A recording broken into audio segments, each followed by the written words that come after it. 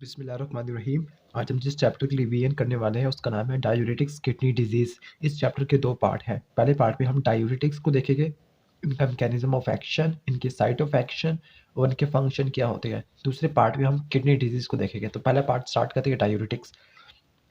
तो पहले पार्ट जो डायूरेटिक्स, इसकी डेफिनेशन लिखी हुई यहाँ से लेके यहाँ तक कि डायूरेटिक्स ऐसे कंपाउंड होते हैं जो कि यूरिन वॉल्यूम आउटपुट को बढ़ा देते हैं, इसके रेट को बढ़ा देते हैं, उसको बोलते हैं डायूरेटिक्स। तो यहाँ पे इसकी डेफिनेशन होगी डायूरेटिक्स की।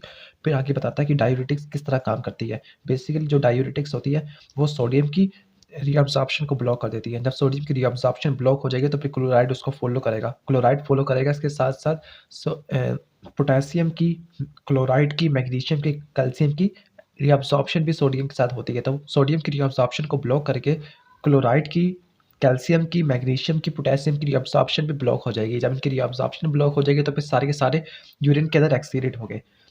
इन सॉल्यूट की एक्सक्रीशन के साथ वाटर की भी एक्सक्रीशन होगी। क्यों? क्योंकि अगर सॉल्यूट की रीअब्जॉर्प्शन नहीं होती और एक्सक्रीशन ज़्यादा होती है तो ट्यूबुलर फ्लूइड में ऑस्मोटिक प्रेशर ज़्यादा हो जाएगा और water always follow low osmolarity to high osmolarity, यानी वो हाई osmotic कंपार्टमेंट को फॉलो करता है, जिसकी वजह से डायूरेटिक्स काम करती है। तो फिर डायूरेटिक्स बेसिकली किस केटाइन की रीअब्जॉर्प्शन को ब्लॉक करती है? सोडियम की रीअब्जॉर्प्शन को ब्लॉक करती है। सोडियम की वजह से क्लोराइड की रीअब्जॉर्प्शन ब्लॉक होगी, क्लोराइड की वजह से पोटेशियम, मैग्नीशियम और कैल्शियम भी। फिर आगे बताता है कि डायूरेटिक्स के क्लिनिकल यूज़ क्या होते हैं। बेसिकली जो डायूरेटिक्स होते हैं वो यूरिन वॉल्यूम आउटपुट को बढ़ा के ईसीएफ वॉल्यूम को कम कर देती है। किन किन कंडीशन में? एडीमा में और हाइपरटेंशन में। तो फिर एग्जाम में यही पूछा जाएगा कि किन कंडीशन के अंदर डायूरेटिक्स काम करती है, तो आपने बताना है एडीमा और हाइपरटेंशन। तो जिसको मैं अंडरलाइन कर लूँ, आप भी साथ साथ उनको अंडरलाइन कर दीजिएगा। तो पहले इसकी डेफिनेशन को अंडरलाइन कर लेते हैं। ये डेफिनेशन हो जाएगी इसकी डेफिनेशन। उसके बाद किस कीटाइन की रीअब्जॉर्प्शन को ब्लॉक करती है और एनाइन की वह है सोडियम क्लोराइड। फिर आगे बताता है कि किन किन कंडीशन के अंदर हम डायूरेटिक्स का यूज़ करते हैं, ये भी हो जाएगा। इसके बाद अगला सवाल आता है कि जो डायूरेटिक्स होती है इसको क्रोनिक लेवल के लिए या फिर क्रोनिक यूज़ क्यों नहीं करते डायूरेटिक्स का। इसकी बात ये है कि अगर किडनी हेल्थी है तो फिर किडनी भी ब्लड प्रेशर को रेगुलेट करती है, क्योंकि जो डायूरेटिक्स होती है वो ईसीएफ वॉल्यूम को कम करके ब्लड प्रेशर को ड्रॉप कर देते हैं। और अगर किडनी हेल्थी है तो फिर किडनी मैकेनिज्म को एक्टिवेट करेगी। तो फिर अगर ये सवाल होता है कि डायूरेटिक्स क्रोनिक यूज़ के लिए नहीं होती, तो इसका जवाब ये होगा कि कंपनसेटरी मैकेनिज्म की एक्टिवेशन होती है। और वो कंपनसेटरी मैकेनिज्म कब एक्टिवेट होती है? जब ईसीएफ वॉल्यूम कम होता है। और ईसीएफ वॉल्यूम कब कम होगा? जब डायूरेटिक्स यूज़ करेंगे। और डायूरेटिक्स किस कंडीशन के अंदर यूज़ करते हैं? बेसिकली एडिमा और हाइपरटेंशन के पेशेंट के अंदर। तो फिर डायूरेटिक्स को इसलिए क्रोनिक लेवल पे यूज़ नहीं करते क्योंकि कंपनसेटरी मैकेनिज्म की एक्टिवेशन होती है। और वो कंपनसेटरी मैकेनिज्म क्यों एक्टिवेट होती है? क्योंकि ब्लड प्रेशर ड्रॉप कर गया। अब वो कंपनसेटरी मैकेनिज्म होगी क्या? पहला तो ये होगा कि प्रेशर बॉडी फ्लूइड मैकेनिज्म या फिर रीनल बॉडी फ्लूइड मैकेनिज्म। इसमें यह होता है कि अगर ब्लड प्रेशर कम होता है, क्योंकि ईसीएफ वॉल्यूम कम हो गया, तो फिर किडनी की तरफ परफ्यूजन प्रेशर कम आएगा। जब किडनी की तरफ परफ्यूजन प्रेशर कम आएगा तो फिर जीएफआर कम होगी, जीएफ यानी एंजियोटेंसिन 2 की सिक्रेशन भी हमें ज़्यादा देखने को मिलेगी। इन सारी मैकेनिज्म की वजह से फाइनली ये होगा कि जो ब्लड प्रेशर है वो वापस नॉर्मलाइज हो जाएगा, क्योंकि फिल्ट्रेशन कम हो रही है तो फिर एक्सक्रीशन भी कम होगी। दूसरी तरफ रेनिन एंजियोटेंसिन अल्डोस्टेरॉन सिस्टम, जिसने प्रेशर को गिरने नहीं दिया बल्कि नॉर्मलाइज कर लिया। तो फिर डायरेटिक्स को हम क्रोनिक लेवल के लिए या फिर क्रोनिक यूज़ के लिए हम इसको इस्तेमाल नहीं कर सकते। अब वो डायूरेटिक्स के आगे बता रहा है कि इनकी क्या-क्या एग्ज़ाम्पल्स हो सकती है या फिर इनके मैकेनिज़्म ऑफ एक्शन क्या हो सकते हैं। इसी के बेस पर हम इसको डिफरेंट कैटेगरीज़ में डिवाइड करते हैं। इसके लिए जो बेसिक जो आपने टेबल रट्टा मारना है वो है ये वाला टेबल। इस टेबल के अंदर आपको डायूरेटिक्स की 6 क्लास दिखाई होगी। Osmotic diuretics, loop diuretics, thiazide diuretics, carbonic anhydrase inhibitor, aldosterone antagonist, sodium channel blocker. ये इनके नाम इनके मैकेनिज्म ऑफ एक्शन की वजह से दिया है कि अगर वो सोडियम चैनल को ब्लॉक करेंगे तो फिर सोडियम चैनल ब्लॉकर। तो अब स्टार्ट करते हैं पहले ऑस्मोटिक डायूरेटिक्स से। जो ऑस्मोटिक डायूरेटिक्स होती है मेनली इन्होंने कहाँ पे जाके काम करना होता है? प्रॉक्सिमल ट्यूब्यूल में, क्योंकि काफ़ी सारा जो सॉल्यूट की रीअब्सॉर्प्शन होती है वो प्रॉक्सिमल ट्यूब्यूल के अंदर होती है। Specifically proximal convoluted tubule, straight tubule के अंदर ज़्यादा नहीं होती। ओके। और इसका मेन मैकेनिज्म ये होगा ऑस्मोटिक डायूरेटिक्स का कि अगर हम कोई ऐसे सॉल्यूट की हम ज़्यादा इंजेक्ट करते हैं ब्लड के अंदर जिनकी रीअब्सॉर्प्शन नहीं होती, तो फिर वाटर पिन को फॉलो करेगा। वो सॉल्यूट मॉलिक्यूल कौन-कौन से हैं ये आपको आना चाहिए। एग्ज़ाम में एमसीक्यूज़ में आ सकते हैं। वो कौन-कौन से हैं इसको अंडरलाइन कर लेते हैं। यूरिया है, मैनिटोल है और सुक्रोज है। तो यूरिया, मैनिटोल, सुक्रोज की इंजेक्शन करेंगे तो फिर ऑस्मोलैरिटी ट्यूबुलर फ्लूइड की ज़्यादा होगी। जब ऑस्मोलैरिटी ज़्यादा हो जाएगी तो फिर वाटर उसको फॉलो करेगा, वाटर की एक्सक्रीशन होगी और ईसीएफ वॉल्यूम वापस नॉर्मलाइज़ हो जाएगा। अब बताता है कि कुछ ऐसी कंडीशन भी होती है जिसमें ज़्यादा एक्सेस सॉल्यूट होता है, प्लाज्मा के अंदर, लेकिन उसकी रीअब्जॉर्प्शन नहीं होती। इसकी उम्दा एग्जांपल है डायबिटीज़ मेलाइटस।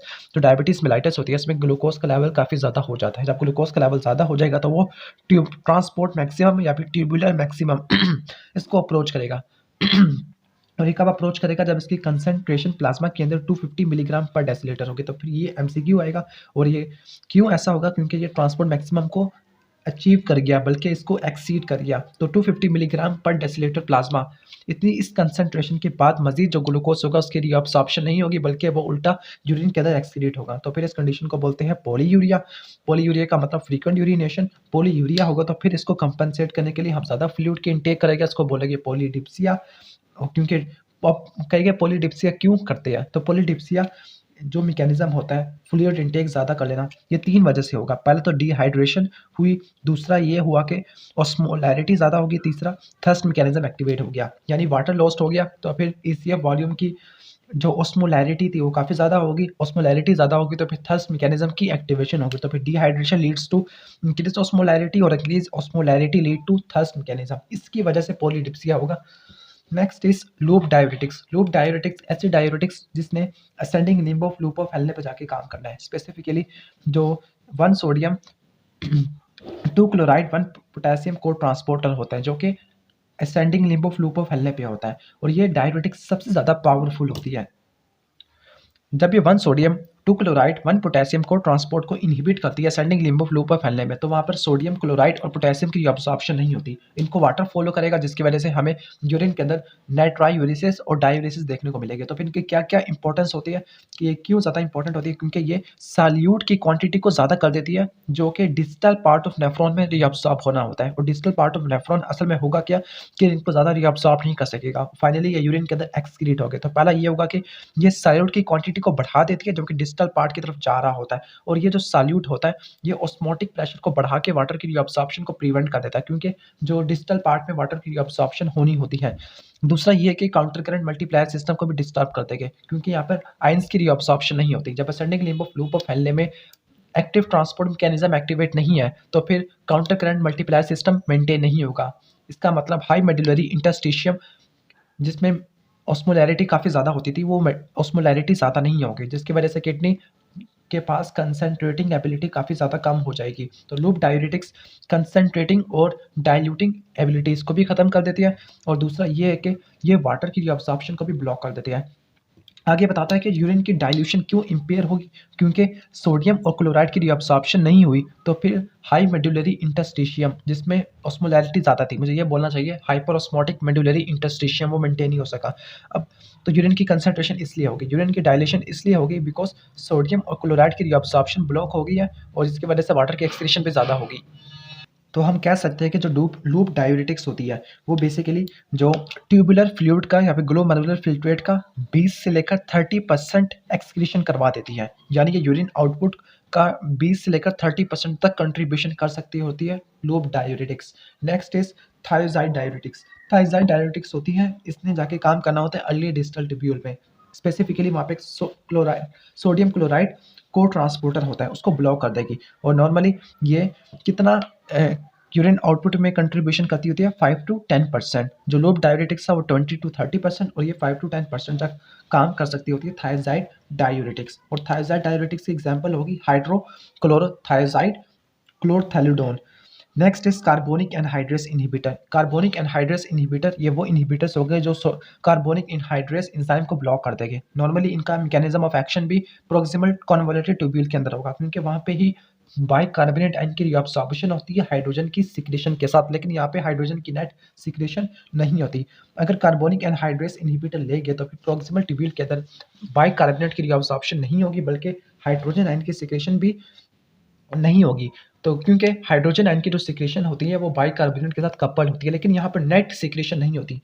तो हम सिंपल कह सकते हैं कि जब बाइकार्बोनेट की रीअब्सॉर्प्शन नहीं होगी तो फिर हम क्या कर रहे हैं, हम अल्कली को लूज कर रहे हैं। जब अल्कली को लूज कर रहे हैं तो फिर यहाँ पर मेटाबॉलिक एसिडोसिस देखने को मिलेगा। जब हम कार्बोनिक एनहाइड्रेस इनहिबिटर यूज करेंगे।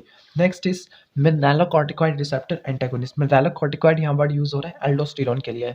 जो एल्डोस्टेरॉन होता है उसने अपने रिसेप्टर पर जाके काम करना होता है, उसका जो रिसेप्टर होता है वो साइटोप्लाज्म के अंदर पड़ा होता है, उस रिसेप्टर को बोलते हैं मिनरलोकॉर्टिकॉइड रिसेप्टर। तो कुछ ऐसे ड्रग्स होती है जो कि एल्डोस्टेरॉन के रिसेप्टर के खिलाफ कम या कह सकते हैं कि कॉम्पिटिटिव इनहिबिटर का काम करती है, उसके रिसेप्टर को ब्लॉक कर देती है, जिसकी वजह से एल्डोस्टेरॉन अपना काम नहीं कर सकता। ऐसी ड्रग के नाम है स्पाइनोलेक्टोन और एपिलेरोन। तो यहाँ पे इसके नाम को नोट कर लेते हैं, स्पाइनोलेक्टोन और एपिलेरोन। ये वो मिनरलोकॉर्टिकॉइड एंटागोनिस्ट होती है जो कि एल्डोस्टेरॉन के साथ compete करती है इसके रिसेप्टर के साथ, और अगर ये बाइंड कर ले तो फिर उसके एक्शन को एंटागोनाइज कर देगी एल्डोस्टेरॉन के। और जो एल्डोस्टेरॉन का बेसिकली 3 फंक्शन होते हैं, सोडियम की रीअब्जॉर्प्शन कराना, पोटेशियम की सिक्रेशन कराना, हाइड्रोजन की सिक्रेशन कराना। तो फिर ये जो ड्रग्स होगी ये 3 उल्टे काम करेगी, सोडियम की रीअब्जॉर्प्शन नहीं होगी, पोटेशियम की सिक्रेशन नहीं होगी, हाइड्रोजन की सिक्रेशन नहीं होगी, और यहाँ पे हमें मेटाबॉलिक एसिडोसिस देखने को मिलेगा क्योंकि यहाँ पे हाइड्रोजन की सिक्रेशन बिल्कुल भी नहीं हो रही। Next, sodium channel blocker. ये ड्रग भी काम करती है लेट डिस्टल ट्यूब्यूल में और कॉर्टिकल कलेक्टिंग ट्यूब्यूल में, क्योंकि एल्डोस्टेरॉन ने भी इसी जगह पे जाके काम करना होता है।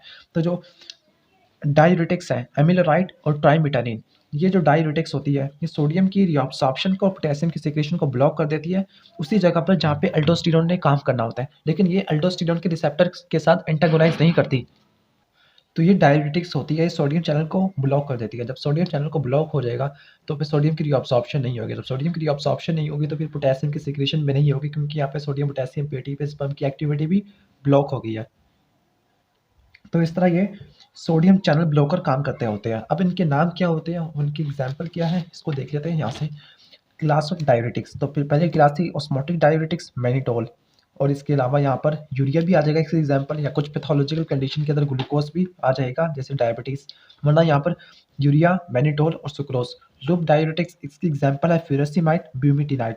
थायजाइड डायूरेटिक्स इसकी, तो थायजाइड डायूरेटिक्स में हाइड्रोक्लोरोथायजाइड और क्लोरथैलिडोन ये आते हैं। हम कह सकते हैं कि जो पहली 3 डायूरेटिक्स होती है वो हाइपोक्लीमिया कॉज करेगी, जो आखिरी 2 डायूरेटिक्स है उसने हाइपरक्लीमिया कॉज करना, क्योंकि ये पोटेशियम की सिक्रेशन को कम करके पोटेशियम को स्पेयर कर देगी, जिसकी वजह से हम इसको पोटेशियम स्पेयरिंग डायूरेटिक्स भी कह सकते हैं। जो दरमियान वाली है कार्बोनिक एनहाइड्रेस इनहिबिटर, जिसमें एस्टाजोलामाइड की एग्जांपल आती है। इसका काम है सिर्फ बाइकार्बोनेट की रिअब्जॉर्प्शन को कम करके हाइड्रोजन की सिक्रेशन को भी कम करना और मेटाबॉलिक एसिडोसिस कॉज करना। तो ये था डायूरेटिक का बेसिक ओवरव्यू। तो इसके बाद हम नेक्स्ट पार्ट की तरफ आते हैं, वो है किडनी डिजीज। तो किडनी डिजीज को बेसिकली हम 2 कैटेगरी के अंदर डिवाइड करते हैं, एक्यूट किडनी इंजरी और chronic kidney injury, depending upon इनका जो प्रोग्रेशन है वो रैपिड है या फिर स्लो है। फॉर एग्जांपल अगर हमें एक्यूट किडनी इंजरी के अंदर जो हमें किडनी का लॉस होगा वो एब्रप्ट देखने को मिलेगा, सडन डेज के अंदर देखने को मिलेगा। लेकिन जो क्रॉनिक किडनी डिजीज है इसमें हमें जो किडनी का जो लॉस है, जो स्पेसिफिकली इसका फंक्शनल लॉस हमें आहिस्ता आहिस्ता देखने को मिलता है और प्रोग्रेसिव देखने को मिलता है। कहते हैं कि जो एक्यूट किडनी इंजरी रिवर्सिबल भी हो सकती है, इरिवर्सिबल भी हो सकती है, लेकिन chronic kidney injury relatively irreversible loss होता है नेफ्रॉन का। और नॉर्मली ये चाहे वो एक्यूट हो चाहे वो क्रॉनिक किडनी डिजीज हो, वो या तो किडनी के ब्लड वेसल को अफेक्ट कर सकती है। अगर किडनी के ब्लड वेसल को अफेक्ट करेगी तो उसको प्री रीनल इंजरी बोलेंगे। ग्लोमेरुलस को कर सकती है, ट्यूब्यूल्स को या फिर रीनल इंटरस्टिशियम को तो उसको बोलेंगे रीनल। या फिर मसला अगर किडनी से बाहर पड़ा हुआ है यूरिनरी ट्रैक में, for example ureter, urinary bladder और यूरिथ्रा, तो फिर उसको बोलेंगे पोस्ट रीनल। तो सबसे पहले जो हम स्टार्ट कर रहे हैं वो है acute kidney injury. Acute kidney injury को हम 3 कैटेगरी में डिवाइड करते हैं डिपेंडिंग अपॉन इनका कॉज कहाँ पे है। अगर इनका कॉज सीवीएस के अंदर पड़ा हुआ है किडनी से पहले पहले तो उसको बोलेंगे प्री रीनल, और इसका मेन कॉज ये होगा कि जो किडनी की तरफ ब्लड सप्लाई काफ़ी ज़्यादा कम हो गई है, तो उसको हम बोलेंगे pre renal acute kidney injury या फिर फ्लियोर। इसकी एग्जांपल हार्ट फेलियर आ जाएगी या फिर दूसरे एग्जांपल्स आ जाएगी, उसको बाद में देख लेंगे। दूसरा ये होगा कि इंट्रारीनल एक्यूट किडनी इंजरी। इसमें ये है कि जो मसला है वो किडनी के अंदर ही है, और किडनी के अंदर ब्लड वेसल्स भी होती है, छोटी-छोटी ब्लड वेसल्स जिसको आफ्फरेंट इफरेंट आर्टिकल ग्लोमेरुलस होती है, ट्यूब्यूल्स और इंटरस्टिशियल टिश्यू, इनकी इंजरी हो जाना ये कॉज करेगा इंट्रारीनल एक्यूट किडनी फेलियर। लास्ट है पोस्ट रीनल। पोस्ट रीनल का मतलब होता है कि मसला किडनी से बाहर पड़ा हुआ है, यानी यूरेटर, यूरिनरी ब्लैडर या यूरिथ्रा के अंदर मसला पड़ा हुआ है, तो उसको बोलते हैं पोस्ट रीनल किडनी फेलियर। तो सबसे पहले जिसको हम स्टार्ट करें उसका नाम है प्री रीनल, यानी किडनी से पहले मसला पड़ा हुआ है, प्री रीनल किडनी फेलियर। इसका मेन कॉज ये होगा कि किडनी की तरफ ब्लड फ्लो काफ़ी ज़्यादा कम आ रहा है। किडनी की तरफ ब्लड फ्लो कम आ जाने की 4 वजूहत हो सकती है। पहले तो ये है कि जो हमारा ब्लड वॉल्यूम है, ब्लड की क्वांटिटी है वो कम होगी, तो पहला जो कॉज होगा वो ब्लड की क्वांटिटी का कम हो जाना। दूसरा ये होगा कि अगर ब्लड की क्वांटिटी ठीक है लेकिन हार्ट उसको पंप नहीं कर पा रहा, तो दूसरा होगा पंपिंग एक्शन ठीक नहीं है, कार्डियक फेलियर। तीसरा ये होगा कि क्वांटिटी भी ठीक है, पंपिंग भी ठीक है, लेकिन ब्लड सही तरह पहुंच नहीं पा रहा, सही प्रेशर की तरफ नहीं आ पा रहा, तो उसका मतलब पेरिफेरल सर्कुलेशन के अंदर जो प्रेशर कम देखने को मिलेगा, वेजोडाइलेशन होगी जिसकी वजह से प्रेशर गिर जाएगा, ब्लड फ्लो काफ़ी ज़्यादा कम हो जाएगा। तो यहाँ पे हम लिख सकते हैं प्रेशर का ड्रॉप देखने को मिलेगा। पहले जो कॉज बताया था कि क्वांटिटी कम होगी, तो क्वांटिटी कम हो जाने की भी मजीद 3 रीजंस हो सकती है। हैमरेज हो गया, डायरिया हो गया, वॉमिटिंग हो गया, बर्न्स हो गए। हैमरेज भी 4 चीज़ों की वजह से, ट्रॉमा हो गया या सर्जरी में ब्लड लॉस काफ़ी ज़्यादा हो गया, पोस्टमार्टम यानी आफ्टर बर्थ गैस्ट्रोइंटेस्टिनल वहाँ पे लॉस हमें देखने को मिलता है, कार्डियक फेलियर। इसकी 2 रीज़न बताइए, या तो मायोकार्डियल इंफार्क्शन है, हार्ट के सेल्स मर गए, या फिर वाल्व्स डैमेज हो गए जिसकी वजह से सही प्रेशर नहीं लग पा रहा। तीसरा ये होगा कि ब्लड प्रेशर ड्रॉप हो गया। ब्लड प्रेशर ड्रॉप हो जाना ये एग्जाम्पल होती है शॉक की। तो शॉक भी कितनी कैटेगरी का हो सकता है? 4 कैटेगरी का। यहाँ पे उसने 2 कैटेगरी का बताया हुआ है। एनाफिलैक्टिक शॉक जो एनाफिलैक्सिस की वजह से होगा, एंटीजन एंटीबॉडी रिएक्शन इसकी वजह से ब्लड फ्लो कम हो गया, प्रेशर ड्रॉप कर गया। दूसरा ये हो सकता है कि सेप्सिस, सेप्टिक या कोई बैक्टीरियल इन्फेक्शन हो गया, उसने ब्लड फ्लो को कम कर दिया। एनेस्थीसिया जिसमें सिंपैथेटिक वेजोमोटर टोन कम हो जाएगी। और चौथा ये हो सकता है कि किडनी के अंदर जो हीमोडायनेमिक एब्नॉर्मेलिटीज़, हीमो का मतलब ब्लड, डायनेमिक का मतलब चेंजिंग वेरिएबल्स, और एब्नॉर्मेलिटीज़ का मतलब कोई मसला आ गया। लास्ट बताया कि रीनल आर्टरी में कुछ स्टीनोसिस आ सकती है, एम्बोलिज्म आ सकता है, या फिर थ्रोम्बस हो सकता है किसी न किसी एथेरोस्क्लेरोटिक प्लैक की वजह से। तो फिर 3 रीज़न आपको आनी चाहिए, इंट्रावेस्कुलर वॉल्यूम डिप्लेशन, दूसरा कार्डियक फेलियर और तीसरा peripheral vasodilation and resultant hypotension. इसके बाद हम देख लेते हैं intra renal acute kidney injury, जिसका मसला किडनी के अंदर होगा। तो इसकी मजीद हम बता सकते हैं कि इसकी मजीद 3 कैटेगरी होगी डिपेंडिंग अपॉन उसने किस चीज़ को डैमेज किया है। अगर हम स्मॉल वेसल को डैमेज करें, या फिर एपिथेलियम को डैमेज कर दे, या फिर इंटरस्टिशियल टिश्यू को डैमेज कर दे, तो पहला हम ये पढ़ेंगे कि स्मॉल वेसल्स और ग्लोमेरुलस की इंजरी, इसके मजीद 4 कॉज हो सकते हैं। तो इसको याद करने का तरीका ये है कि किसी भी यूनिवर्सिटी का जो वीसी होता है वो एमए ज़रूर करता है, तो वीसी एमए करता है। तो यहाँ से हम इसको रट्टा मार सकते हैं। वी से वेस्कुलाइटिस, सी से कोलेस्ट्रॉल इम्बोलाई, एम से मैलिग्नेंट हाइपरटेंशन और ए से एक्यूट ग्लोमेरुलर नेफ्राइटिस। ये 4 कॉज है जो स्मॉल वेसल किडनी के अंदर या ग्लोमेरुलस को नुकसान पहुंचाएंगे। अगले 2 फैक्टर बताए हुए हैं, ट्यूबुलर एपिथेलियल इंजरी और renal interstitial injury. Tubular epithelial injury, इसका भी मजीद 2 काज हो सकती है, या तो इस्कीमिया हो गया, ब्लड फ्लो कम था एपिथेलियल सेल्स की तरफ, या फिर यह हो सकता है कि ब्लड फ्लो ठीक है लेकिन वहाँ पे टॉक्सिन्स थे, हैवी मेटल्स था, ethylene glycol, insecticide, poison mushroom, carbon tetrachloride, उसने नुकसान पहुंचा दिया किडनी को। तो ये इंट्रा रीनल किडनी फेलियर के कॉजेज बताए हुए हैं। अब वो इंट्रा रीनल किडनी फेलियर के कॉजेज को मजीद एलैबोरेट कर रहा है। तो पहले वो डिटेल से बताएगा किसको, एक्यूट ग्लोमेरुलोनेफ्राइटिस को, फिर वो इन दोनों को समझाएगा। तो सबसे पहले हम जो पढ़ रहे हैं वो है ग्लोमेरुलोनेफ्राइटिस। इसको थोड़ा डिटेल से देख लेते हैं। Glomerulonephritis, glomerulus nephritis inflammation nephron की, और इन्फ्लेमेशन जब ही होती है जब कोई टिश्यू डैमेज होता है, और यहाँ ग्लोमेरुलस की इन्फ्लेमेशन होनी है जिसकी वजह से हम इसको बोल सकते हैं ग्लोमेरुलोनेफ्राइटिस। इसमें होगा क्या, ग्लोमेरुलोनेफ्राइटिस में ये होता है कि जो एक बैक्टीरिया होता है उसका नाम है ग्रुप ए बीटा स्ट्रेप्टोकोकाई। ये ग्रुप ए स्ट्रेप्टोकोकाई कोई इन्फेक्शन काज कर सकता है, या तो थ्रोट का इन्फेक्शन काज कर सकता है, या फिर टॉन्सिल्स का, या फिर स्किन का इन्फेक्शन काज कर सकता है। और इस इन्फेक्शन के नतीजे में जो एंटीजन एंटर हुआ बैक्टीरिया का, उस एंटीजन के खिलाफ एंटीबॉडी बनी, उस एंटीजन एंटीबॉडी ने कॉम्प्लेक्स बनाया और वो ब्लड के अंदर प्रेसिपिटेट हो गया, और तब आपकी बॉडी का तमाम ब्लड किडनी ने फिल्टर करना होता है। तो फिर वो ब्लड किसके पास आ गया, किडनी के पास, और किडनी की बेसमेंट मेम्ब्रेन, स्पेसिफिकली ग्लोमेरुलस की बेसमेंट मेम्ब्रेन में आके वो एंटीजन एंटीबॉडी कॉम्प्लेक्स इंट्रैप हो जाएगा। अब जो एंटीजन एंटीबॉडी कॉम्प्लेक्स इंट्रैप हो गया तो वहाँ पर न्यूट्रोफिल्स, मैक्रोफेजेस की एक्टिवेशन होगी, वो इनको डिस्ट्रॉय कर देंगे, ना सिर्फ एंटीजन एंटीबॉडी कॉम्प्लेक्स को बल्कि ग्लोमेरुलस की बेसमेंट मेम्ब्रेन को भी। जब ग्लोमेरुलस की बेसमेंट मेम्ब्रेन डैमेज हो जाएगी तो फिर वहाँ पे पोर साइज काफ़ी ज़्यादा हो जाएगा, और जो ग्लोमेरुलर बेसमेंट मेम्ब्रेन इतनी ज़्यादा परमिएबल हो जाएगी कि वहाँ पर प्रोटीन के साथ साथ ब्लड सेल्स भी लीक होते हुए नजर आएंगे। इस कंडीशन को बोलेंगे प्रोटीन यूरिया एंड हीमाचूरिया। तो ये था acute glomerulonephritis. Next is tubular necrosis. Tubular necrosis का मतलब ट्यूबुलर एपिथेलियम की तरफ ब्लड फ्लो कम हुआ जिसकी वजह से हाइपोक्सिया हुआ, हाइपोक्सिया से स्कीमिया हुआ, स्कीमिया से नेक्रोसिस होगी। तो एक्यूट ट्यूबुलर नेक्रोसिस 2 तरीकों से हो सकता है, या तो इस्कीमिया की वजह से, या फिर वो हो सकता है टॉक्सिन्स या हैवी मेटल्स की वजह से। यहाँ पे एग्जांपल दी हुई है कार्बन टेट्राक्लोराइड की, तो एग्जांपल को रट्टा मारना है यहाँ पर। कार्बन टेट्राक्लोराइड हैवी मेटल्स, इसमें मरकरी लेड आएगा। इथाइलिन ग्लाइकोल जो कि एंटी फ्रीज एजेंट होता है।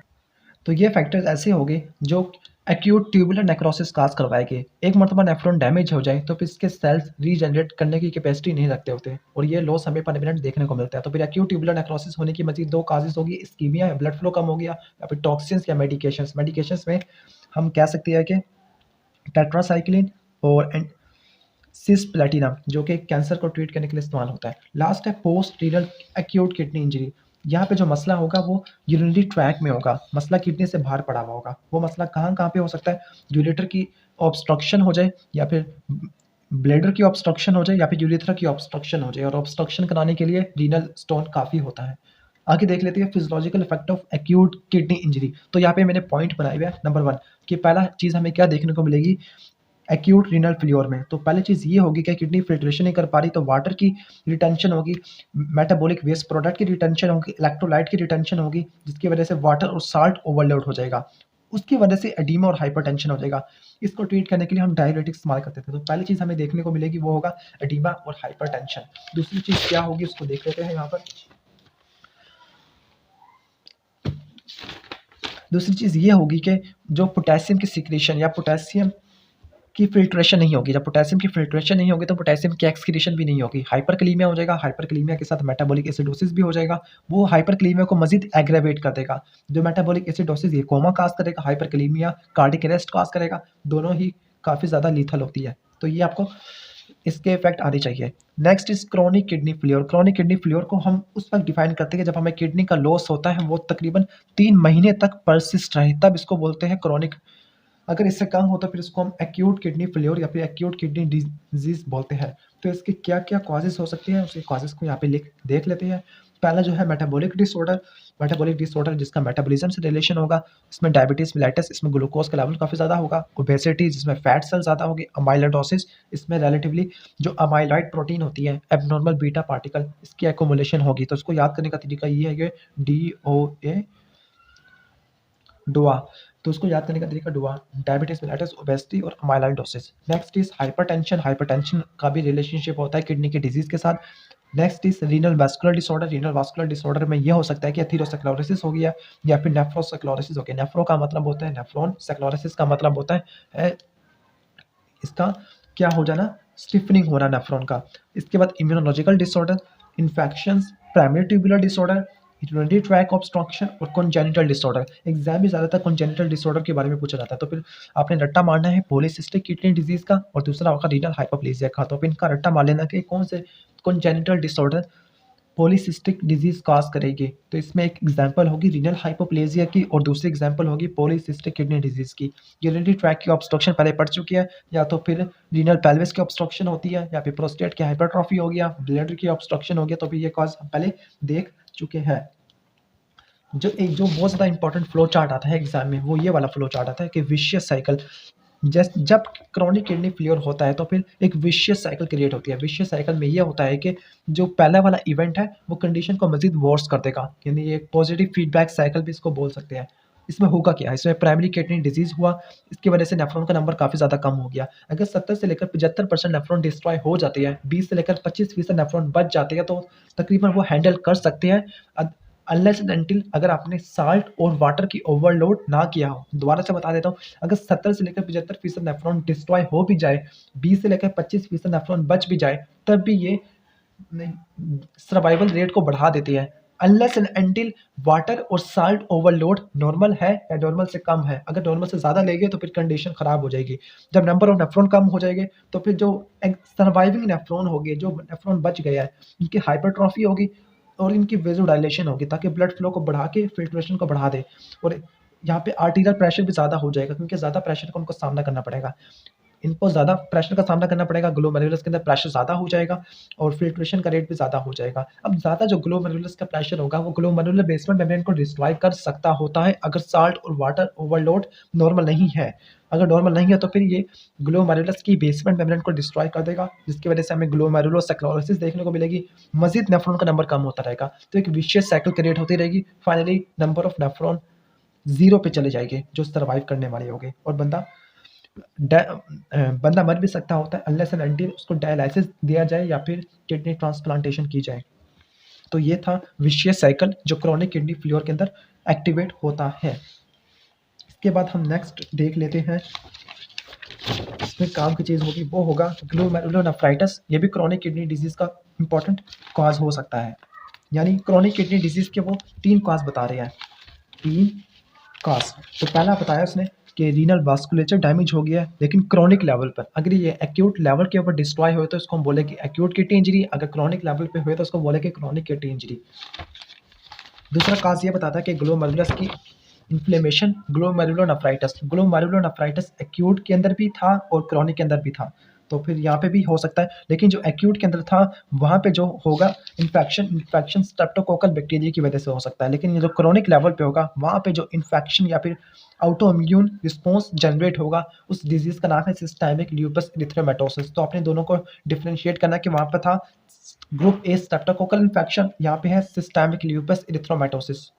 बाकी पैथोलॉजी इसके अंदर बिल्कुल वैसे ही है जैसे हमें एक्यूट वाले में देखने को मिलती थी कि एंटीजन एंटीबॉडी कॉम्प्लेक्स बनता था। वो एंटीजन एंटीबॉडी कॉम्प्लेक्स ग्लोमेरुलस की बेसमेंट मेम्ब्रेन के अंदर इंट्रैप हो जाएगा।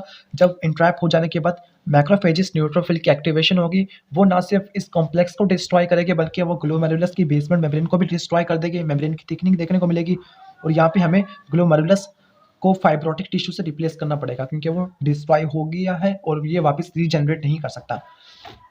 तीसरा काज ये बताता है कि रीनल इंटरस्टिशियल टिश्यू डैमेज हो गया है, तो फिर इस कंडीशन को बोलते हैं इंटरस्टिशियल नेफ्राइटिस। इंटरस्टिशियल का मतलब यहाँ पे जो टिश्यू डिस्ट्रॉय होगा उसका नाम है इंटरस्टिशियल टिश्यू, और इंटरस्टिशियल नेफ्राइटिस का मतलब यहाँ पे नेफ्रॉन की इन्फ्लेमेशन हो रही है।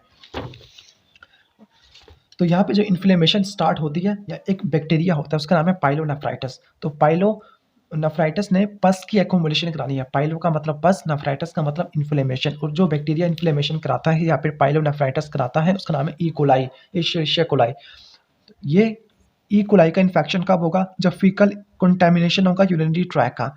ये जो बैक्टीरिया होगा ये किडनी के पास दो तरीके के जरिए आ सकता है, या तो ये ब्लड के जरिए आ सकता है क्योंकि किडनी के पास ब्लड सप्लाई आ रही होती है रीनल आर्टरी के थ्रू, या फिर ये हो सकता है कि ये बैक्टीरिया यूरिनरी ट्रैक से ऊपर चढ़ते हुए आए, लोअर यूरिनरी ट्रैक से होता हुआ अपर यूरिनरी ट्रैक में आए। यानी लोअर यूरिनरी ट्रैक का मतलब यूरेटर, यूरिथ्रा, ब्लेडर, यहाँ से होता हुआ फाइनली किडनी के पास आ जाए।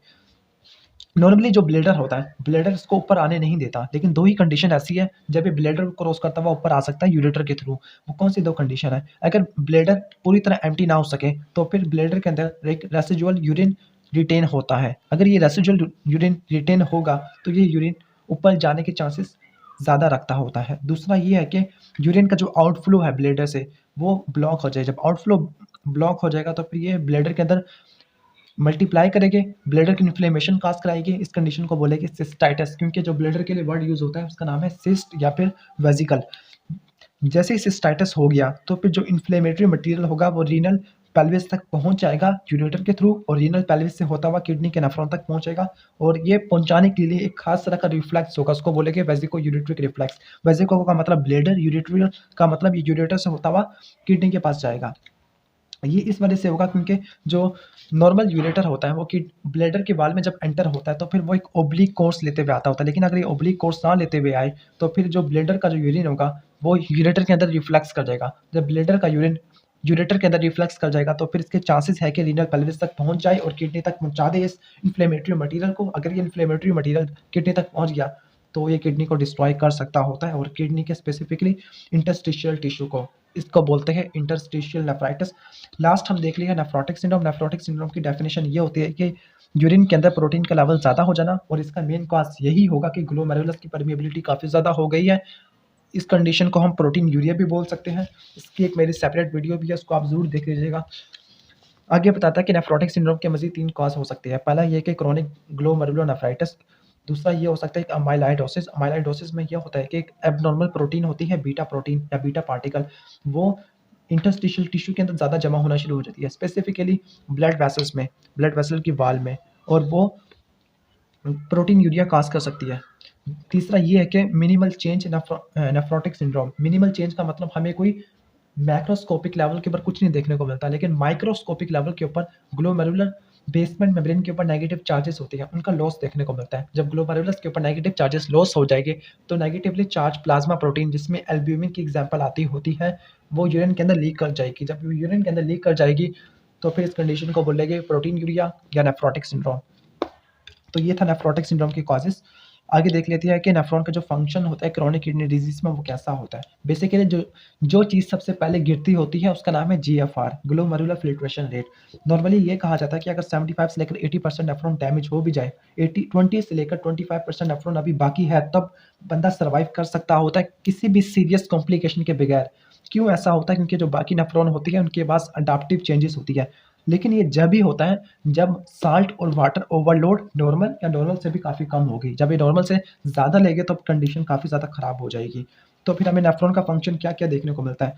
सबसे पहले जीएफआर कम होगी। जीएफआर कम हो जाने की वजह से ऐसे सॉल्यूट जिनकी एक्सक्रीशन ही फिल्ट्रेशन के ऊपर डिपेंड करती है, वो ज़्यादा जमा होना शुरू हो जाएगी। For example urea, creatinine. Specifically जो क्रिएटिनिन होगी उसका लेवल ब्लड के अंदर काफ़ी ज़्यादा देखने को मिलेगा। तो हम ये कह सकते हैं कि अगर क्रोनिक किडनी फेल्योर जितना ज़्यादा होगा, उतना ज़्यादा फिल्ट्रेशन कम होगी। जितनी ज़्यादा फिल्ट्रेशन कम होगी, क्रिएटिनिन का लेवल हमें ज़्यादा देखने को मिलेगा। तो फिर हम ये कह सकते हैं कि जो इसकी इंटेंसिटी है या फिर ये डिज़ीज़ कितना ख़राब हो चुका है, is directly proportional to level of creatinine. अगर क्रिएटिनिन का लेवल ज़्यादा है तो उसका मतलब क्रोनिक किडनी फेल्योर कुछ ज़्यादा ही सीवियर हो चुका है। यहाँ पे देखिएगा, यहाँ पे नेफ्रॉन नॉर्मली 2 मिलियन होते हैं और यहाँ पर बताया हुआ 75% लॉस ऑफ नेफ्रॉन, जिसमें बच गए सिर्फ 5 लाख। टोटल जीएफआर नॉर्मल 125 होती है, लेकिन अगर 75% लॉस हो गए तो फिर 40 पे आ गई।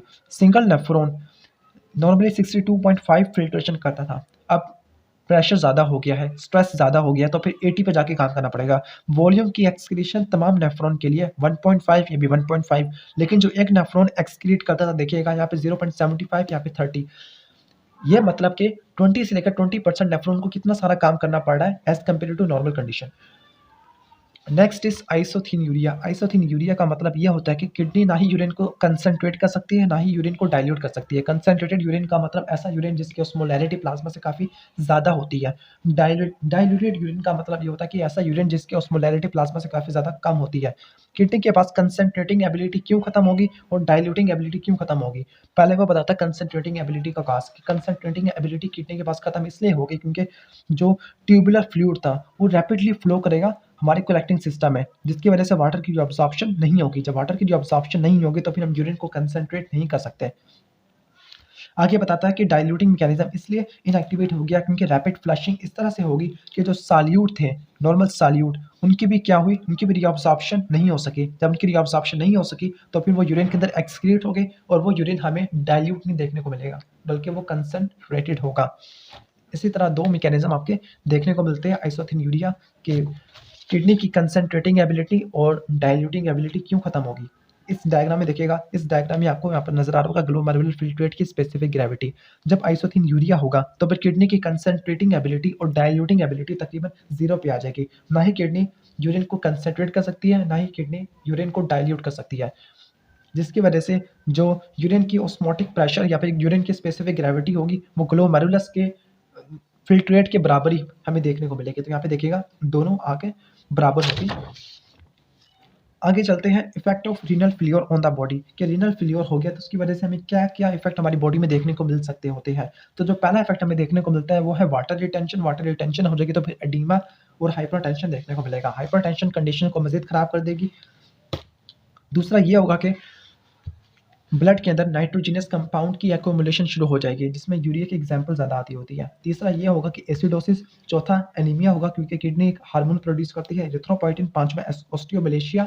क्यों? क्योंकि किडनी डैमेज होगी तो फिर विटामिन डी की एक्टिव फॉर्म कैल्सिट्रायोल किडनी नहीं बना सकती। जो पहला है वो है वाटर रिटेंशन और डेवलपमेंट ऑफ एडिमा। मैंने बार बार बताया कि अगर वाटर की इंटेक को अगर हम कम नहीं करेंगे आप तो फिर कंडीशन खराब हो जाएगी। तो अगर वाटर की इंटेक अगर कम है, ज़रूरत से कम है, तो फिर ईसीएफ वॉल्यूम रिलेटिवली कम बढ़ेगा और जो सर्वाइविंग नेफ्रॉन है उनके ऊपर स्ट्रेस काफ़ी ज़्यादा कम होगा। लेकिन अगर वाटर लोड या साल्ट ओवरलोड ले लिया है तो फिर हमें यहाँ पे वाटर रिटेंशन और एडिमा देखने को मिलेगा। दूसरा ये है कि ऐसे नाइट्रोजिनस कंपाउंड जिनकी फिल्ट्रेशन या एक्सक्रीशन डिपेंड करती थी जीएफआर के ऊपर, और जीएफआर नहीं हो पा रही क्योंकि किडनी खराब हो चुकी है, तो वहाँ पर यूरिया और दूसरे नाइट्रोजिनस कंपाउंड की एक्यूमुलेशन हो रही है। इस कंडीशन को बोलते हैं एजोटीमिया। कौन कौन से कंपाउंड की एक्यूमुलेशन होगी? यूरिया होगा, यूरिक एसिड होगा, क्रिएटिनिन होगा, इसके अलावा दूसरे कंपाउंड्स भी हो गए जिसमें बिलिरुबिन भी आता होता है। नॉर्मली किडनी एसिड की एक्सक्रीशन भी करती है और बेस की एक्सक्रीशन भी करती है, लेकिन नॉर्मली हम ये कहते हैं कि जो 50 टू 80 मिलीमोल्स एसिड ज़्यादा प्रोड्यूस होता है एज कम्पेयर टू बेस, और अगर किडनी एक्सक्रीट ना कर सके तो फिर बेस की एक्यूमुलेशन होना शुरू हो जाएगी। इस कंडीशन को बोलेंगे मेटाबॉलिक एसिडोसिस। तो फिर ये हो जाएगा इस तरह कि 50 टू 80 मिलीमोल एसिड ज़्यादा प्रोड्यूस होता है हमारी बॉडी में एज कम्पेयर टू अल्कली। आगे वो बताता है कि जो बफरिंग मैकेनिज्म है वो कितना बफर कर सकता है, वो 500 से लेकर 1000 मिलीमोल एसिड को बफर कर सकता है, लेकिन अगर इससे ज़्यादा हो जाए तो उसको ज़्यादा बफर नहीं कर सकता। आगे चौथा जो होगा वो ये है कि इरिथ्रोपोइटिन नहीं होगा। इरिथ्रोपोइटिन नहीं होगा तो फिर आरबीसी की प्रोडक्शन भी नहीं होगी, एनीमिया हो जाएगा। लास्ट बताता है ऑस्टियोमलेशिया। ऑस्टियोमलेशिया में ये होता है कि जो बोन्स है, बोन्स की डीमिनरलाइजेशन खत्म हो जाती है। खत्म हो जाती है क्या मतलब, यानी बोन्स की डीमिनरलाइजेशन हो जाती है। बोन्स का जो मिनरल कंटेंट होता है कैल्शियम वाला वो काफ़ी ज़्यादा कम हो जाता है। अभी जो ऑस्टियोमलेशिया है, ऑस्टियोमलेशिया हो जाने के कहता है कि यहाँ पे दो काज है कि किडनी फेल्योर हो गया तो फिर ऑस्टियोमलेशिया कैसे होगा। पहला ये है कि जो विटामिन डी की एक्टिव फॉर्म नहीं बनेगी। दूसरा ये है कि जो सीरम फॉस्फेट कंसंट्रेशन है ये काफ़ी ज़्यादा हो जाएगी, क्योंकि जीएफआर काफ़ी ज़्यादा कम हो गया। जब जीएफआर काफ़ी ज़्यादा कम हो गया तो फिर फॉस्फेट कैल्शियम के साथ बाइंड करेगा, वहाँ बनेगा कैल्शियम फॉस्फेट क्रिस्टल। और जो बायोलॉजिकली एक्टिव फॉर्म होती है, फ्री आयोनाइज्ड फॉर्म होती है कैल्शियम की, जो कैल्शियम +2 चार्ज की फॉर्म में होती है वो कम हो जाएगी। जब आयोनाइज्ड फॉर्म काफ़ी ज़्यादा कम हो जाएगी तो फिर पीटीएच हार्मोन प्रोड्यूस होगा। पीटीएच हार्मोन ज़्यादा हो जाएगा तो फिर बोन्स से मज़ीद कैल्शियम को लिबरेट करेगा, बोन्स की डीमिनरलाइजेशन देखने को मिलेगी। और अगर ये डीमिनरलाइजेशन अडल्ट के अंदर हो तो उसको बोलते हैं ऑस्टियोमलेशिया। तो फिर 4 चीज़ें आपको देखने को मिलती है, एक एडीमा, हाइपरटेंशन, दूसरा एजोटीमिया, तीसरा एसिडोसिस, चौथा एनीमिया और पाँचवा ऑस्टियोमलेशिया। आगे बताता है कि हाइपरटेंशन और किडनी डिजीज आपस में इंटरलिंक होते हैं। यानी अगर किडनी डिजीज होगा तो फिर हाइपरटेंशन हो जाएगा, हाइपरटेंशन होगा तो उसकी वजह से भी किडनी डिजीज हो जाएगा। तो फिर ये आपस में रेसिप्रोकली काम करते होते हैं। तब वो आगे बताता है कि वो कौन कौन से किडनी डिजीज हैं जो हाइपरटेंशन काज कर सकती है, और कुछ किडनी डिजीज ऐसे भी होते हैं जो हाइपरटेंशन काज नहीं कर सकते। तो फिर यहाँ पर हम 3 कैटेगरी में डिवाइड कर देते हैं कि कुछ किडनी के डिजीज जो हाइपरटेंशन काज कर सकते हैं, सॉरी 2 कैटेगरी के अंदर कुछ हाइपरटेंशन काज कर सकते हैं, और वो कौन से किडनी डिजीज जो आगे किडनी फेल्योर तो काज कर सकती है लेकिन हाइपरटेंशन नहीं काज कर सकती है, उसको देख लेते हैं। सबसे पहला, अगर जो किडनी का मसला है, अगर किडनी का मसला ये है कि अगर वाटर की और सोडियम की रिअब्सॉर्प्शन नहीं होती तब भी यहाँ पर हाइपरटेंशन देखने को मिलती है। कैसे, उसका मैकेनिज्म यहाँ पे देख लेते हैं। क्योंकि अगर किडनी फेल्योर होता है, सोडियम और वाटर की एक्सक्रीशन नहीं होती तो वो सोडियम और वाटर की ईसीएफ के अंदर एक्यूमुलेशन होती रहेगी। जब ईसीएफ के अंदर एक्यूमुलेशन होती रहेगी तो फिर ब्लड प्रेशर को बढ़ा देगी। इसकी कॉजेज देख लेते हैं कि किडनी का जो ब्लड फ्लो कम कैसे हो गया। पहला बताया है कि वेस्कुलर रेजिस्टेंस काफ़ी ज़्यादा होगी। इसकी एग्जांपल यही है कि रीनल आर्टरी स्टीनोसिस होगी। इसकी वजह से किडनी के अंदर ब्लड फ्लो काफ़ी ज़्यादा कम हो गया। ब्लड फ्लो कम हो गया तो फिर सोडियम की और वाटर की एक्सक्रीशन कम होगी। जब सोडियम और वाटर की एक्सक्रीशन कम होगी तो फिर ये वाटर और सोडियम प्लाज्मा के अंदर जमा होते रहेंगे और ये हाइपरटेंशन काज कराएंगे। दूसरा ये है कि जो ग्लोमेरुलस का कैपिलरी कोएफिशिएंट फ्रैक्शन है वो काफ़ी ज़्यादा कम हो गया। जब कम हो गया तो फिर फिल्ट्रेशन नहीं हो पाएगी, फिल्ट्रेशन नहीं हो पाएगी तो फिर एक्सक्रीशन भी कम से कम होगी, एक्सक्रीशन भी कम से कम होगी तो फिर हाइपरटेंशन देखने को मिलेगी। और इसका बेसिक कॉज ग्लोमेरुलर नेफ्राइटिस है, जिसकी वजह से सरफेस एरिया कम होकर फिल्ट्रेशन भी काफ़ी ज़्यादा कम होगी। तीसरा ये है कि रीअब्जॉर्प्शन कुछ ज़्यादा होगी। जब सोडियम की रीअब्जॉर्प्शन ज़्यादा होगी तो फिर वाटर की रीअब्जॉर्प्शन भी ज़्यादा होगी, और ये दोनों कंपाउंड्स ईसीएफ वॉल्यूम को बढ़ा के आर्टीरियल प्रेशर को ज़्यादा कर देंगे। और इसकी एग्जांपल ये है कि एल्डोस्टेरोन का ट्यूमर हो गया, जिसकी वजह से एल्डोस्टेरोन की सिक्रेशन ज़्यादा होगी। एल्डोस्टेरोन ने सोडियम की रिअब्जॉर्प्शन करा के वाटर की रिटेंशन करा के ईसीएफ वॉल्यूम को बढ़ा के वाटर की रिटेंशन की वजह से आर्टीरियल प्रेशर को बढ़ा दिया। तो ये था हाइपरटेंशन हो जाना किडनी डिजीज़ में। इसके साथ वो बताता है कि अगर कोई पैची किडनी डैमेज होता है, पैची रीनल डैमेज होता है, इसके अंदर भी हाइपरटेंशन देखने को मिलती है। पैची का मतलब होता है कि एक स्पेसिफिक डिस्क्रीट पार्ट होगा किडनी का, वो डैमेज हो गया तो वो आगे फंक्शन नहीं कर सकता। और वो जो फंक्शन नहीं कर सकता, जिसके पास ब्लड फ्लो कम आ रहा है, तो फिर उस पैची पार्ट रेनिन की सिक्रीशन के अंदर पार्टिसिपेट करेगा। उस पैची पार्ट से रेनिन प्रोड्यूस होगा। वो रेनिन जो पैची पार्ट से भी रिलीज हुआ था, उसने ना सिर्फ पैची पार्ट पे जाके काम किया बल्कि हेल्थी टिश्यू पे भी जाके काम किया। तो फिर इस कंडीशन के अंदर भी हमें हाइपरटेंशन देखने को मिल सकती है। अगर पैची डैमेज होता है, स्पेसिफिक एरिया डैमेज होता है, तो जो रेनिन रिलीज होगा वो तकरीबन तमाम किडनी के पार्ट पे जाके काम करेगा, तमाम नेफ्रॉन पे जाके काम करेगा। इसके बाद देख लेते हैं ऐसे किडनी डिजीज जिसमें पूरे के पूरे नेफ्रॉन का लॉस देखने को मिले, तो वो हाइपरटेंशन को काज नहीं कर सकते।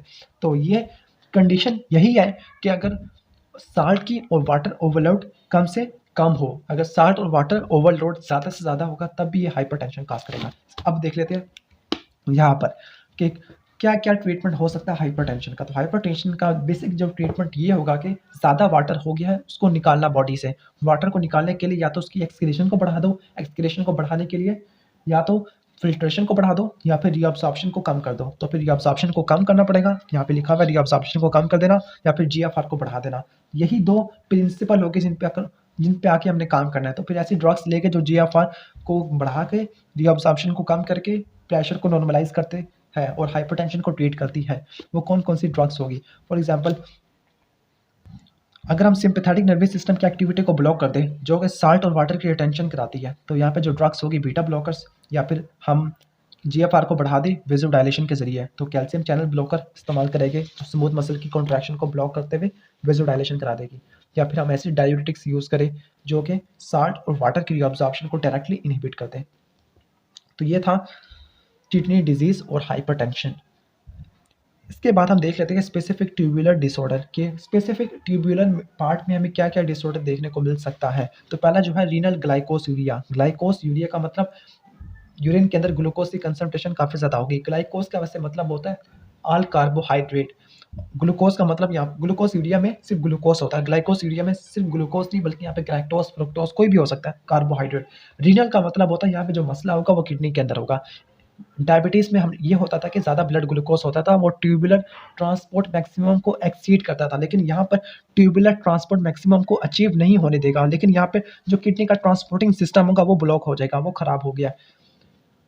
फाइनली ग्लूकोज की रीअब्जॉर्प्शन हमें देखने को नहीं मिलेगी। जब ग्लूकोज की रीअब्जॉर्प्शन नहीं होगी तो फिर वो यूरिन के अंदर एक्सक्रीट होगा और इस कंडीशन को बोलते हैं रीनल ग्लाइकोसूरिया, क्योंकि यहाँ पे जो मसला है जो वजूहात है वो किडनी की वजह से है। Next is amino acid urea. Amino acid का यूरिन के अंदर एक्सक्रीट होना, किडनी इसको रीअब्जॉर्ब नहीं कर पा रही तो इसको बोला कि अमाइनो एसिड यूरिया। कौन कौन से अमाइनो एसिड की एक्सक्रीशन देखने को मिल सकती है? सिस्टीन की देखने को मिल सकती है, सिस्टीन यूरिया, ग्लाइसिन की ग्लाइसिन यूरिया, या फिर बीटा अमाइनो आइसोब्यूटारिक एसिड, इसकी भी एक्सक्रीशन देखने को मिल सकती होती है। नेक्स्ट देख लेते हैं रीनल हाइपोफॉस्फेटीमिया। रीनल मतलब मसला किडनी के अंदर है, हाइपो का मतलब कम, फॉस्फेटीमिया का मतलब फॉस्फेट लेवल ब्लड का। इसमें होगा क्या? इसमें ये होगा कि जो किडनी फॉस्फेट आयन की रीअब्जॉर्प्शन नहीं कर सकेगी। जब किडनी फॉस्फेट आयन की रीअब्जॉर्प्शन नहीं कर सकेगी तो फिर ब्लड के अंदर फॉस्फेट ड्रॉप हो जाएगा और इस कंडीशन को बोलते हैं रीनल फॉस्फेटीमिया। और ये जो रीनल फॉस्फेटीमिया होगा ये भी रिकेट कॉज करेगा, लेकिन ये ऐसा रिकेट कॉज करेगा जो विटामिन डी के ऊपर इंडिपेंडेंट होगा। विटामिन डी की थेरेपी से कोई फर्क इसको नहीं पड़ेगा, क्योंकि ये जो रिकेट्स है ये फॉस्फेट के कम हो जाने की वजह से हुआ है। तो फिर इसको बोलते हैं हम विटामिन डी रेजिस्टेंट रिकेट्स, जिसको हम रीनल हाइपोफॉस्फेटीमिया भी बोलते हैं। Next is renal tubular acidosis. इसके ऊपर एक मेरी सेपरेट वीडियो से 3-4 तो आप उसको देख लीजिएगा कि अगर किडनी अगर डैमेज हो गई तो फिर किडनी एसिड की एक्सक्रीशन नहीं कर पा रही तो फिर हमारी बॉडी के अंदर मेटाबॉलिक एसिडोसिस हो जाएगा, उसको बोलेंगे रीनल ट्यूबुलर एसिडोसिस। इसमें एनाइन गैप नॉर्मल होता है। Next is nephrogenic diabetes insipidus. Nephrogenic diabetes insipidus, इसमें जो किडनी के सेल्स हो गए वो ईडीएच के लेवल को रिस्पॉन्ड नहीं कर सकेंगे। दूसरा होता है सेंट्रल डायबिटीज इंसिपिडस, उसके अंदर एडीएच होता ही नहीं है सिरे से। यहाँ इस नेफ्रोजेनिक डायबिटीज इंसिपिडस में हमें रिसेप्टर इनसेंसिटिविटी देखने को मिलती है। क्या देखने को मिलती है? Receptor insensitivity. Next is Fanconi syndrome, Bartter syndrome, Gitelman syndrome और चौथा है लिडल सिंड्रोम। तो इन 4 सिंड्रोम को कंपेयर करते हैं। फैनकोनी सिंड्रोम, फैनकोनी सिंड्रोम ये प्रॉक्सिमल ट्यूब्यूल का होगा। बार्टर सिंड्रोम ये सर्निक लिम्ब ऑफ लूपो फैनले का होगा। जीटलमैन सिंड्रोम ये होगा थायजाइड डायूरेटिक्स का। और जो लिडल सिंड्रोम होगा ये लेट डिस्टल ट्यूब्यूल का होगा।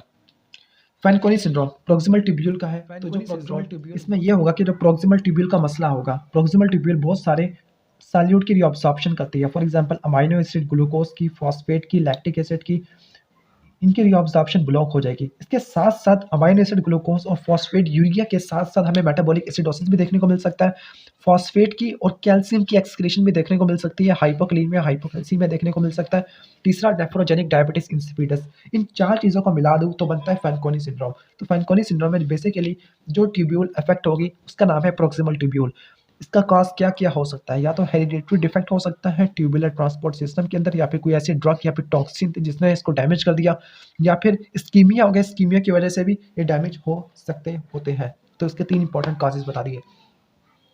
बार्टर सिंड्रोम, यहाँ पे असेंडिंग लिम्फो फ्लो फैलने में मसला होगा, specifically 1 sodium 2 chloride 1 potassium 4 transporter. ये ऑटोसोमल रिसेसिव है, डिसऑर्डर है।